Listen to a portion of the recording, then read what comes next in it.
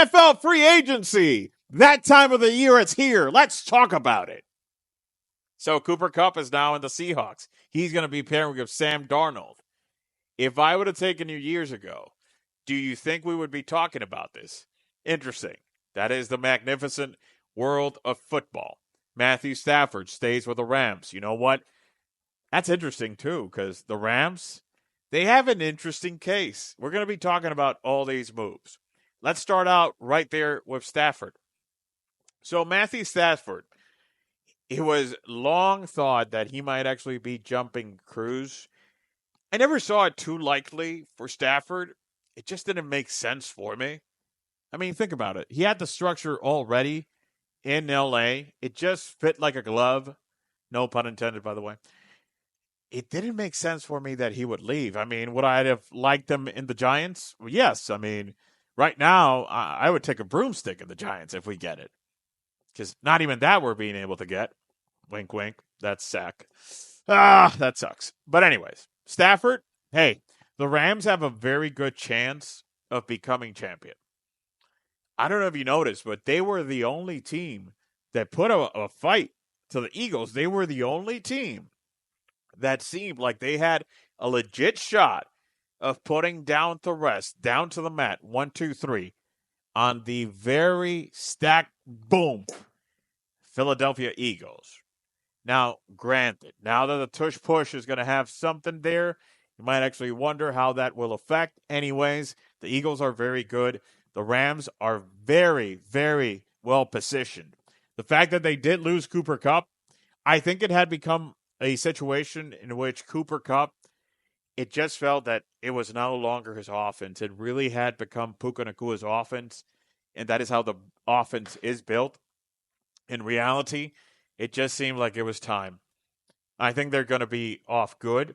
Again, this offense is very heavy on Puka, and they really have a very solid structure. That defense has come out very nice, so I think it made all the sense in the world for Stafford to stay, as he ended up doing. Very good move, and I think that, again, we are going to get a Rams that should have a deep run into the playoffs. Stafford is one of the top 10 best quarterbacks in the league, bar none. That's for sure. Now, is he up there top tier premium? I wouldn't call him. He's in the top 10, right? Which already is complicated. Now, do I consider Stafford to be magical like a Mahomes? No, I mean, he certainly is good. And the cookie time, in the crunch time, in, the money time.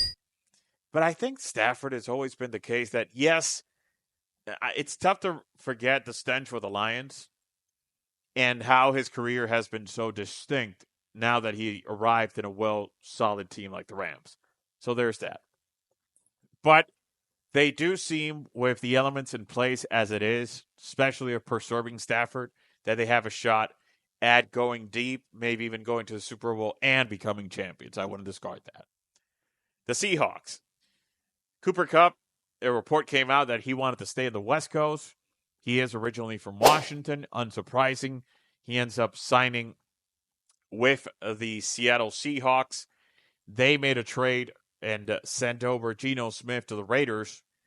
So now you're going to have Sam Darnold, who signed with the Seahawks, pairing up with Cooper Kupp. I really don't understand the pairing of going from the offense of the Vikings, in the case of Darnold, to going to the Seahawks. It feels so different in every single sense, from coaching, from the structure. So I think that he went from throwing to Jefferson, who is a beast, and not even to mention the rest of that very solid, well-rounded Minnesota team that just happens to choke, to now going to a situation where it's like, well, I don't know. I have to wait and see with this one. I think time will be the best teller of this. Cooper Kupp, he should be fine.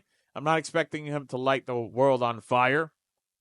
I think his production should be not that different than what it was going to be with Stafford anyways. I think he's just at that point in that career. Teams might have actually been right in regards of the asking price, which was a conflict of what was reported, that he was wanting a higher price than they were willing to pay. I can see that being the case. In the case of the Vikings, they're definitely going to from what it seems, at least at this point. I would find it surprising that they would get in the Aaron Rodgers drama rather than try it with J.J. McCarthy. You already drafted the kid. Unfortunately, injury came, so you might as well actually check him out. I mean, what are they going to do? Go into the A-Rod drama? Get Russell Wilson? I see Russell Wilson even more unlikely than Aaron Rodgers. So the Vikings are likely the quarterback situation with them going to be that of going with the rookie, J.J. McCarthy. And the kid should be fine. I think it's easy to forget about him, given what Sam Darnold did. But this kid can throw. It's going to be exciting to see him. I look forward to them confirming that that's a step that they're going to go as a franchise. Aaron Rodgers, wow, I'm ready for this guy to be out of the NFL. Honestly, it's gotten to a ridiculous point. The fact that, thinking that the Giants might actually sign Aaron Rodgers gives me such an advance nightmares. I was always a proponent of the talent that Aaron Rodgers had. Never been a fan of the drama that comes with him.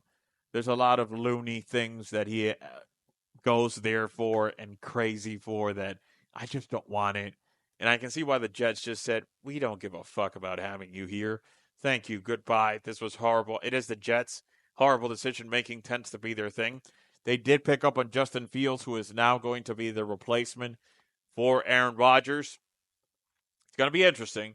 Justin Fields, I got to call some of his games when he was in the Bears, and it was interesting because even from his first season, there was glimpses that you saw that, hey, this kid has something. Needs to polish, but he does have something.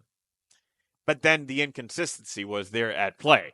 I think it was very fucked up what they did in Pittsburgh after the start he had. Him being a placeholder to the injured Russell Wilson felt shitty, truly. Hopefully, he actually gets to shine it out in the Jets and he gets his second chapter of life. He gets a stable start. He's going to have a 2-year contract with them. Hopefully, it works out for the best. With the Jets, you never know. They are that kind of, if you believe in fortune, unlucky franchise. This actually might be a good clean slate for them. In Justin Fields, you're going to have a connection. They're going to reconnect him and Garrett Wilson, former college bodies. So, yeah, that's going to be interesting for the Jets. Russell Wilson, he's been linked to the Giants as well. I don't know that I want Russell Wilson at this point. He was serviceable. I tip my hat to him. Serviceable is up to where I'm willing to go with Russell at this point. Honestly. Beyond that, thank you for coming. Listen, I hope the Giants finally do something right. I'm feeling like the Dolan Knicks at this point with the Giants. Like, a lot of bad decision making. And the fact that them, the Steelers, are in such prime position of not caring about quarterbacks, the most important position. It's very weird. Very weird landscape. But nevertheless, if you don't have a quarterback, you don't have your starting point. And it seems like these franchises who have been to the dance so many times still don't understand that. Hopefully, at some point they do. So, yeah, so far of the scene of free agency, you got DeAndre Hopkins also that signed up, trying to hold up on seeing if finally he actually gets it done, chasing that ring now with Lamar Jackson. He was with Patrick Mahomes. They got swamped in the Super Bowl as far as that's concerned. He's out there headhunting for that. The Patrick Mahomes saga and the Chiefs, they have done their typical solid Chiefs signing. They should be fine. They haven't done nothing that is, significantly wild, if anything. And so far, it's wait and see to what Aaron Rodgers is going to do. I think that the team that Rodgers ends up going to is going to be screwed. The holding pattern for Aaron Rodgers, it just tells you how crazy things can be. And we can just say what a time to be alive. Nevertheless, as far as NFL free agency goes so far, you might actually want to praise something for what the Bills have been doing. They've been moving solidly. Now, granted, they've been doing some moves from the inside. They have still been smart moves. They also picked up on Joey Bosa. He should be very serviceable. Same can be said for the Chargers. Very interesting moves. The Hey, you know what? In the end, should they've actually done the moves that they've done from cleaning house, yeah, I think it's only expected, especially after first year coach Harbaugh. You could expect them to actually move the nest. I think the Chargers for this upcoming season, you're going to see them going deep in the playoffs.